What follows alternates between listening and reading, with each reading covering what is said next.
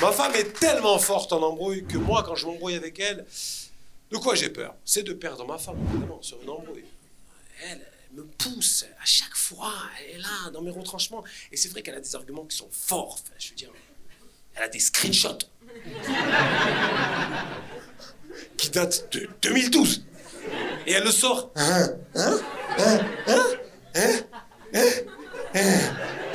Avec leur tête de possédé. T'as vu quand elle s'embrouille? Les yeux, ils sortent, frère.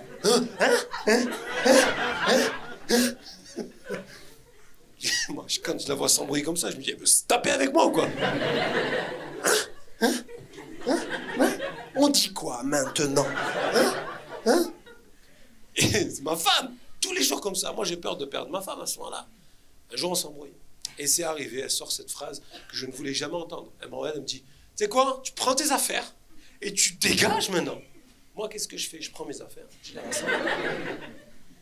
Bête et disciplinée, je les récupère, je pars. Au moment où je sors, elle ouvre la porte et me dit, donc, monsieur s'en va? Même là, il y a un piège. C'est répété. Avec ses copines dans leur centre de formation. C'est travaillé, c'est les Guardiola des embrouilles. Des Zidane, elles sont des tactiques. 4-4-2. Elles écrivent des trucs, c'est certain. Elles le travaillent, c'est obligé. Comment tu as déjà vu quelqu'un au moment où tu sors de faire donc? Monsieur s'en va. Moi, dans mon couple, vous savez, on est deux. Et tous les deux, je vais pas vous mentir, on est de mauvaise foi. Ma femme, elle a la palme d'or. On fait un trajet, on part en voiture, je mets le GPS. Le GPS, c'est son taf, on est d'accord?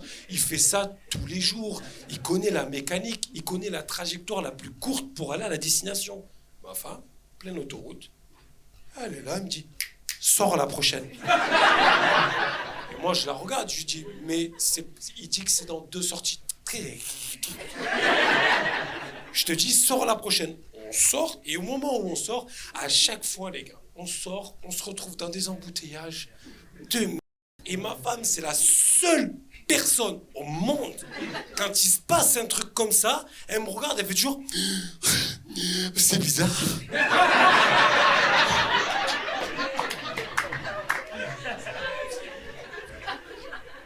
Moi, habituellement, je sors ici. Il n'y a personne, hein. Je pense que c'est toi le problème. C'est sûr que si tu sors à 4h du matin, il n'y a personne, évidemment. 4h du matin? Moi, je pense qu'il faut qu'on crée un GPS pour ma femme. Elle va s'embrouiller avec lui. Je te jure, elle va s'embrouiller. Au moins, moi, j'évite, tu as vu, de parler avec elle, parce que ça sert à rien, elle m'écoute pas, elle sent pas les... Chaque fois, j'ai beau lui expliquer, elle veut pas savoir, elle va s'embrouiller avec elle. Je suis sûr que même le GPS, je te jure, il va dire, frérot, ne sors ni à la première, ni à la deuxième, ni à la troisième. Prends l'air le plus proche.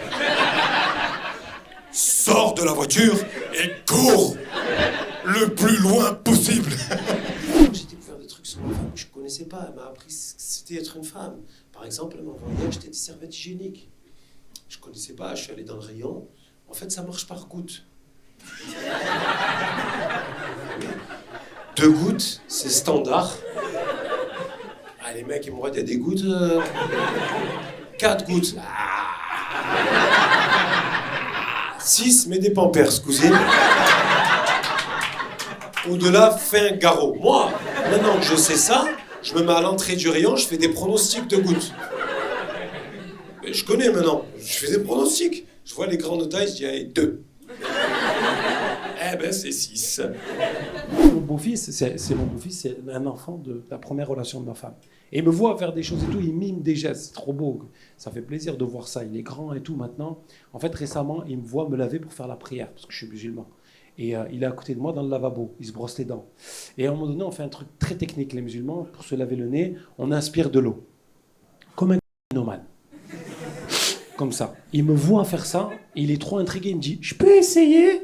Je lui dis, t'as pas le nez, je pense. Il y va, il fait... J'ai cru qu'il allait tomber, peu cher, tellement.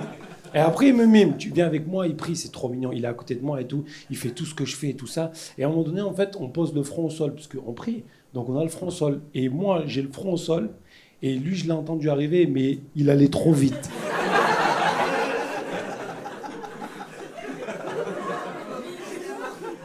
Et tu connais quand tu sens quelqu'un aller vite. En fait, il y a eu un vent. Et j'ai entendu. Moi, je suis comme ça, en prière, et j'entends. Le plus dur, c'est pas de rester comme ça, c'est que j'entends.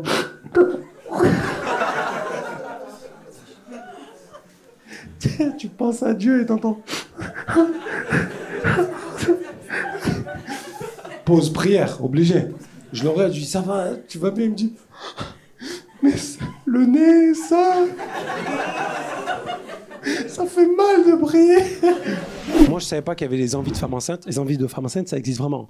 Ça existe vraiment et tout. Je pensais pas que ça existait. Moi, je pensais que c'était un mythe, une légende. Pas du tout. Ma femme, 2h du matin, elle me réveille, elle me dit, je veux des pâtes avec du concentré de tomate.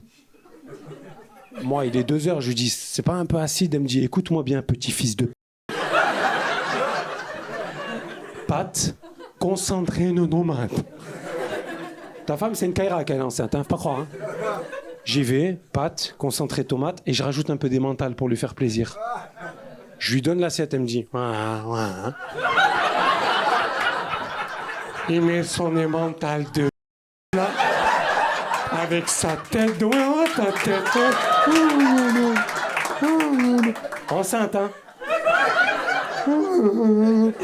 Moi, je voulais lui faire plaisir à la base. 3h du matin, je suis gentil comme garçon. Je veux juste lui faire plaisir. Elle mange, elle a envie de vomir. Elle me dit, va me chercher une bassine. Je cours. Je vais chercher une bassine. J'arrive vers elle, je la vois, elle s'en va, elle va aux toilettes. Je sais pas quoi faire, je la suis. 3h, bassine à la main, je la suis, je cours derrière elle. Et moi, je t'aime du fond du cœur. Mais pas quand tu vomis. Ça me faisait une appel, mais ça va, mémé? J'entendais les trucs. Ah, oh, c'est dur. Allez, je m'arrêterai sur ça. Merci de m'avoir écouté, la famille. Merci beaucoup.